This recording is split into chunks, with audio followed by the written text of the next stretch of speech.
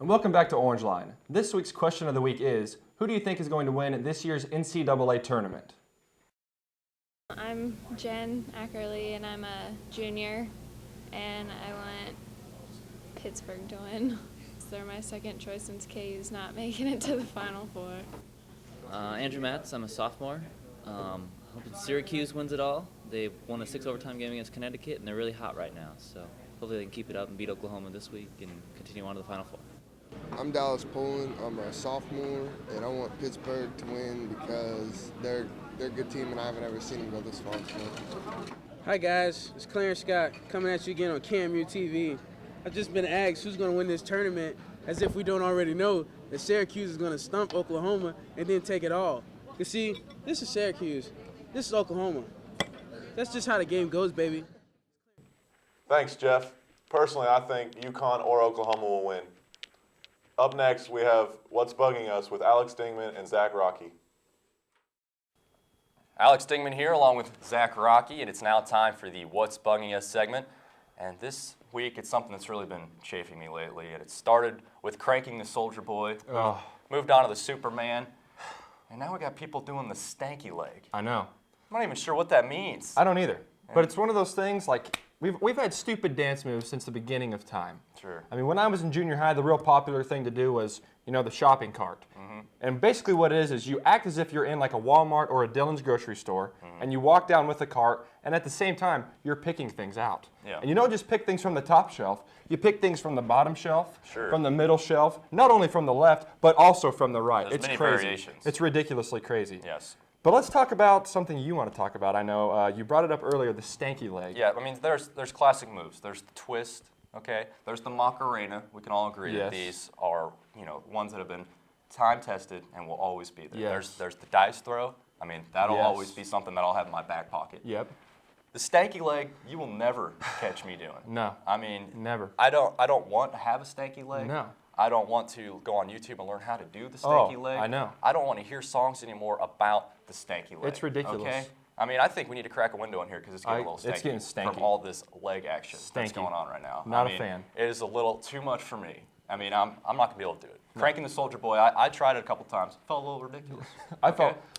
Before we close this, I want to talk about like the biting of the lip and the facial expressions people make while they're dancing. Sure. I mean, have you ever seen guys out there, they're getting after it when they're rolling the dice, biting that lip. They're sweating profusely, which is extremely unattractive. Yes. So guys, knock that off. Put on some deodorant. If you're going to dance, let the girl do the work because that's really the cool thing to do. So just let it happen. Quit biting your lip and quit making all sorts of weird, nasty faces because unattractive. And sometimes I find a couple guys on a dance floor, it's like they're having a competition. Yeah. They're all in one circle and they're like looking at each other and busting out every single move that they have possible, and sometimes I'm just looking back like, what are you guys doing? I'm not a fan of dancing with guys. You're supposed to have a lady friend with you. Exactly, I agree. You're not supposed to be just in a circle, I agree.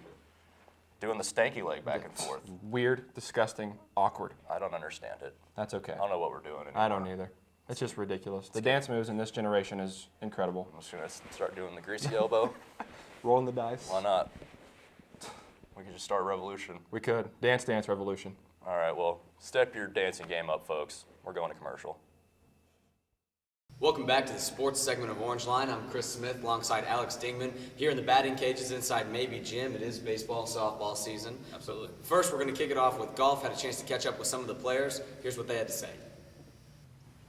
The Baker golf team is primed and ready to make a push for a repeat of last year's season as they traveled to beautiful Gulf Shores, Alabama over spring break for a week of final preparations. The team played several practice rounds and fine-tuned its strokes before they opened its season with a tournament in Heston and Newton, Kansas on March 28th. In addition to playing golf, the squad helped Campus Minister Ira Despain's group with its Habitat for Humanity efforts as well during its stay in Alabama. The team helped with beach work planting sea oats and others worked at a golf reserve doing landscaping. The host school at the opening tournament is Bethel College, and the team will travel to Indian Foothills Golf Club in Marshall, Missouri for a contest with Missouri Valley before returning home to Lawrence for the Albemarle tournament the following week. Welcome back. That was an awesome piece, Smitty. Good job. See how I did here. I followed the softball team as they traveled to Orlando, Florida this past week. The softball team got some sun over break traveling to Orlando, Florida to play in a spring training tournament. With Major League Baseball's Atlanta Braves playing on the field beside them, the Cats had 6 games at Disney's Worldwide of Sports complex. Mickey and Minnie Mouse saw Baker go 4-2 against teams from Rhode Island, Kentucky, and Illinois. Sophomore pitcher Amanda Phelps dominated on the mound, winning 2 and pitching strongly in defeats to NAIA powerhouse Campbellsville. Baker had 2 days off and used them to explore Disney World. They also had the thrill of viewing the NASA Discovery shuttle launch from Cocoa Beach.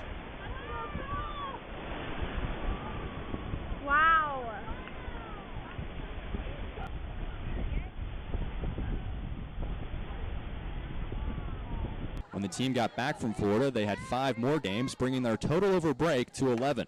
They begin conference play around 500 on the young season and play Lindenwood at home Sunday beginning at noon. This is Alex Dingman for KNBU Sports. Thanks a lot, Ding. Now for a quick commercial break.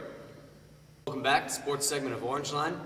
Now we're going to get started with some baseball talk. It's the only sport we have left. We're kind of in that lull at the beginning of spring before track and everything else gets started. Baseball team playing pretty well. Baseball team 11-12 overall, but more importantly 8-6 in conference play, so really competing with anyone at this point. They split a few series last week looking to get on the winning track, but this team led by Chad Griffin with 5 home runs and 19 RBIs this season, a lot of power in his bat. Swinging the bat well. That definitely helps out when you got guys like Andy Hannon and Jeremy Wright and also Truitt there all batting over 400, getting those players on base and then knocking them home with the power hitters. This offense has definitely been improved, and the pitching's been good as well. We knew about Nuno, but some other things are happening. Yeah, certainly. Conference Pitcher of the Year returning and Vidal Nuno. He's got 4 wins, but also Chris Cummings has 4 wins on the season already this year. So pitching well, hitting well. We'll see if they can continue it into the conference. Like you said, now's the most important time of the season now that they are in HAC play. Yeah, it looks like they have a little bit more depth this season, so the weather's getting better now. Go check out your softball and baseball teams.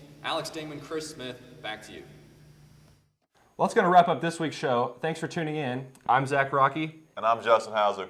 Enjoy watching the NCAA tournament, and remember, Rock Jock, Jayhawk, KU.